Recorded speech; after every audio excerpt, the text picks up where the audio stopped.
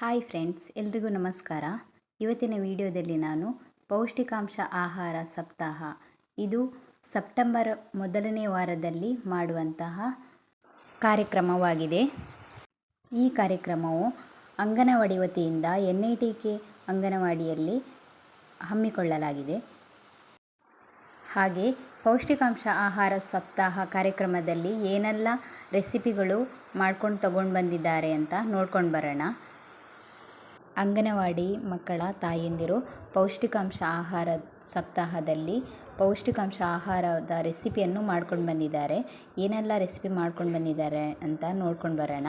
ಹಾಗೆ ನಾನು ಕೂಡ 9 ಪೌಷ್ಟಿಕಾಂಶ ರೆಸಿಪಿಯನ್ನು ಮಾಡ್ಕೊಂಡು ಹೋಗಿದ್ದೀನಿ. ಹಾಗೆ ಇಲ್ಲಿ ಸಭಾ ಕಾರ್ಯಕ್ರಮ ಕೂಡ ನೆರವೇರಿಸಲಾಗಿದೆ. ಹಾಗೆ ಹಿರಿಯ ಆರೋಗ್ಯ ಸಹಾಯಕಿಯವರು ಕೂಡ ನಮಗೆ ಪೌಷ್ಟಿಕಾಂಶದ ಬಗ್ಗೆ ತುಂಬ ಸಲಹೆಗಳನ್ನು ಕೂಡ ಕೊಟ್ಟಿದ್ದಾರೆ. ಅದು ಏನಂತ ನೋಡ್ಕೊಂಡು ಬರೋಣ ಬನ್ನಿ. ನಮ್ಮ ಸ್ಥಳೀಯ 2ನೇ ವಾರದ ಆಪರೇಟರ್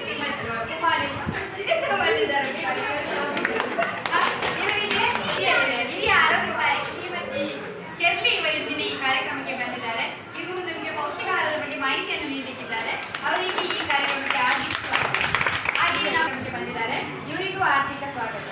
ಹಾಗೆಯೇ ನಮ್ಮ 2 ಶಾಲೆಗಳ ಮುಖ್ಯೋಪಾಧ್ಯಾಯರು ಶ್ರೀಮತಿ ರಶ್ಮಿ ಮತ್ತು ಶ್ರೀಮತಿ ಲತಾ ಇವರು ಬಂದಿದ್ದಾರೆ. ಇವರಿಗೆ ಈ ಕಾರ್ಯಕ್ರಮಕ್ಕೆ ನಾನು ಆರ್ಥಿಕ ಸ್ವಾಗತವನ್ನು ಬಯಸುತ್ತೇನೆ. ಹಾಗೆಯೇ ನಮ್ಮ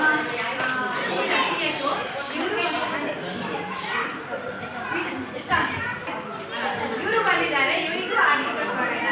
ಹಾಗೆ ಇಲ್ಲಿ ಬಂದಿರುವ ಎಲ್ಲ ಆರೋಗ್ಯ ಕಾರ್ಯಕರ್ತರು, ಹಾಗೆಯೇ ಅಂಗನವಾಡಿ ಕಾರ್ಯಕರ್ತರು, ಹಾಗೆಯೇ ಮುಖ್ಯವಾಗಿ ಬಂದಿರುವ ಎಲ್ಲ ತಾಯಂದಿರಿಗೂ ಇಂದಿನ ಈ ಕಾರ್ಯಕ್ರಮಕ್ಕೆ ನಾವು ಆರ್ಥಿಕ ಸ್ವಾಗತವನ್ನು ಬಯಸುತ್ತೇವೆ.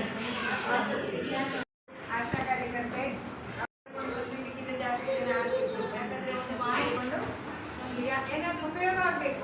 ನಾವು ಯಾವುದೇ ಪ್ರೋಗ್ರಾಮ್ ಇದ್ದರೆ ಯಾವುದಾದ್ರೂ ಉಪಯೋಗ ಆಗಲೇಬೇಕಲ್ಲ. ಈಗ ನೀವು ಇದ್ರೆ ನಮ್ಮದು ಪೋಷಕಾಂಶ ಅಲ್ವಾ, ಅದರಲ್ಲಿ ಅದಿಲ್ಲ ಈ ರೀತಿ ಇದೆಯಲ್ಲ, ಬೆಳೆಸಿಯಲ್ಲ ಅಭಿಯಾನ ಹೇಳಿದ್ದೆ. ಅದೊಂದು ಕಾರ್ಯಕ್ರಮ ಈಗ ಕಳೆದ ವಾರ ಅಷ್ಟೆಲ್ಲ ತರಕಾರಿಗಳಾಗಲಿ, ಮನೆಯಲ್ಲಿ ಮಾಡಿದ ತಿಂಡಿಗಳು, ತರಕಾರಿಗಳು ಎಲ್ಲ ನಮ್ಮನ್ನು ಕಾಯ್ತಾ ಉಂಟಲ್ವಾ. ನಾವು ಮನೆಯಲ್ಲಿ ಯಾರು, ಭಾರತದಲ್ಲಿ ಯಾರು ಏನಾಗ್ತದೆ ಆಹಾರ ತಿನ್ನದೆ ಅಥವಾ ಈ ಪ್ರೋಟೀನ್ ಅಂಶ ಯಾಕೆ ಬೇಕು ಹೇಳಿದರೆ ಬೆಳವಣಿಗೆಗೆ. ಮಕ್ಕಳಿರುವಾಗ ಮೊಟ್ಟೆ ಕೊಡಿ ಅಥವಾ ಇದು ನಾನ್ ವೆಜ್ ಸ್ವಲ್ಪ ಕೊಡ್ಬೋದು ಹೇಳೋದಕ್ಕೆ ಕಾರಣ ಇದು ಅವರ ಬೆಳವಣಿಗೆಗೆ ಏನಾಗ್ತದೆ. ಆಗ ಅವರ ಬಾಲ್ಯವನ್ನು ಬೆಳವಣಿಗೆ ಎಷ್ಟು ಅವರ ಮೈಲ್ ಸ್ಟೋನಿಗೆ ಪ್ರೋಟೀನ್ ಅಂಶ ಬೇಕಾಗ್ತದೆ. ಆದರೆ ನಾನ್ ವೆಜ್ಜಿನವರಾದರೆ ಅದು ಯಾವುದರಲ್ಲಿ ಸಿಗ್ತದೆ ಹೇಳಿದರೆ ಪನೀರಲ್ಲಿ ಜಾಸ್ತಿ ಸಿಗ್ತದೆ. ಪನೀರ್ ಮತ್ತು ಸೋಯಾ ಪನೀರ್ ಮತ್ತು ದ್ವಿದಳ ಧಾನ್ಯಗಳಲ್ಲಿ ಮತ್ತು ಏಕದಳ ಧಾನ್ಯಗಳಲ್ಲಿ ಜಾಸ್ತಿಯಾಗಿ ಯಾರಿಗೆ ಬೆನಿಫಿಟ್ ಸಿಗ್ತದೆ. ಆದರೆ ವೆಜ್ಜಿನವರಿಗೆ ರಿಚ್ ಆಗಿ ಈ ನಾನ್ ವೆಜ್ಜಿನಂತ ಯಾವುದು ಮೀಟ್, ಫಿಶ್, ಎಗ್ ಇದನ್ನೆಲ್ಲ ಸಿಗ್ತದೆ. ಹಾಗೇನಾಗ್ತದೆ, ವೆಜ್ಜಿನವರು ಅದು ಸಿಗಬೇಕಿದ್ರೆ ಏನು ಮಾಡಬೇಕು, ದ್ವಿದಳ ಧಾನ್ಯಗಳು, ಏಕದಳ ಧಾನ್ಯಗಳು, ಸೋಯಾಬೀನ್ ಮತ್ತು ಪನೀರ್ ಈ ವಸ್ತುಗಳೆಲ್ಲ ಸ್ವಲ್ಪ ಆಹಾರದಲ್ಲಿ ಅಳವಡಿಸಿಕೊಂಡು ಮಕ್ಕಳಿಗೆ ಕೊಡಬೇಕು. ಇದು ಅದು ಬೆಳೆದರೆ ಸಾಕ ಅಲ್ಲ, ನಾವು ದಷ್ಟಪುಷ್ಟ ಆಗಬೇಕಿದ್ರೆ ನಮಗೆ ಏನಾಗಬೇಕು, ಕಾರ್ಬೋಹೈಡ್ರೇಟ್ ಬೇಕು. ಅದು ಕಾರ್ಬೋಹೈಡ್ರೇಟ್ ನಮಗೆ ನಮ್ಮ ಸೌತಿನವರಿಗೆ ಜಾಸ್ತಿಯಾಗಿ ಸಿಗ್ತದೆ. ನಾವು ಅನ್ನ ಊಟ ಮಾಡ್ತೇವೆ ಅಲ್ವಾ, ಅನ್ನದಲ್ಲಿ ಏನಾಗ್ತದೆ ಕಾರ್ಬೋಹೈಡ್ರೇಟ್ ಜಾಸ್ತಿ ಸಿಗ್ತದೆ.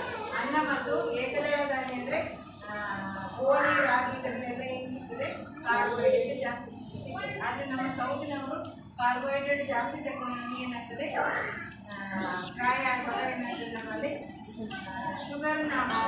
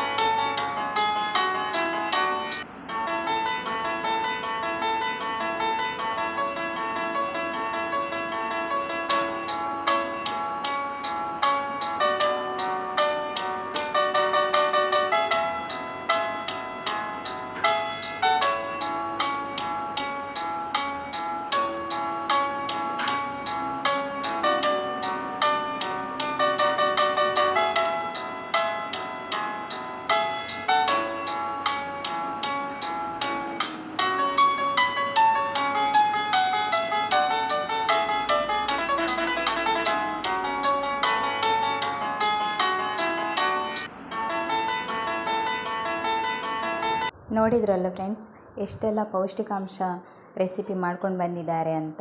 ಹಾಗೆ ಇಲ್ಲಿ ಪ್ರೈಸ್ ಡಿಸ್ಟ್ರಿಬ್ಯೂಷನ್ ಕೂಡ ಇತ್ತು. ಫಸ್ಟ್, ಸೆಕೆಂಡ್, ಥರ್ಡ್ ಪ್ರೈಸ್ ಇಟ್ಟಿದ್ದಾರೆ. ಹಾಗೆ ನಮಗೆ ಫಸ್ಟ್ ಪ್ರೈಸ್ ಸಿಕ್ಕಿತ್ತು. ಹಾಗೆ ಇದು ರೆಸಿಪಿ ಮಾಡ್ಕೊಂಡು ಬಂದಿರುವ ಎಲ್ಲ ಅಂಗನವಾಡಿಯ ಮಕ್ಕಳ ತಾಯಂದ್ರಿಗೂ ಸಮಾಧಾನಕ ಬಹುಮಾನ ಕೂಡ ಕೊಟ್ಟಿದ್ದಾರೆ. ನೋಡಿದ್ರಲ್ವಾ ನಮ್ಮ ದೈನಂದಿನ ಆಹಾರದಲ್ಲಿ ಎಷ್ಟೆಲ್ಲ ಪೌಷ್ಟಿಕಾಂಶ ಇರಬೇಕು ಅಂತ, ಮತ್ತು ಮಕ್ಕಳಿಗೆ ಕೂಡ ನಾವು ಏನೆಲ್ಲ ಕೊಡ್ತೇವೆ ಆ ಆಹಾರದಲ್ಲಿ ಎಷ್ಟೆಲ್ಲ ಪೌಷ್ಟಿಕಾಂಶ ಇರಬೇಕು ಅಂತ ಇವತ್ತಿನ ವಿಡಿಯೋದಲ್ಲಿ ತಿಳಿಸ್ಕೊಟ್ಟಿದ್ದಾರೆ. ಇವರಿಗೆ ಹೃತ್ಪೂರ್ವಕ ಧನ್ಯವಾದಗಳು.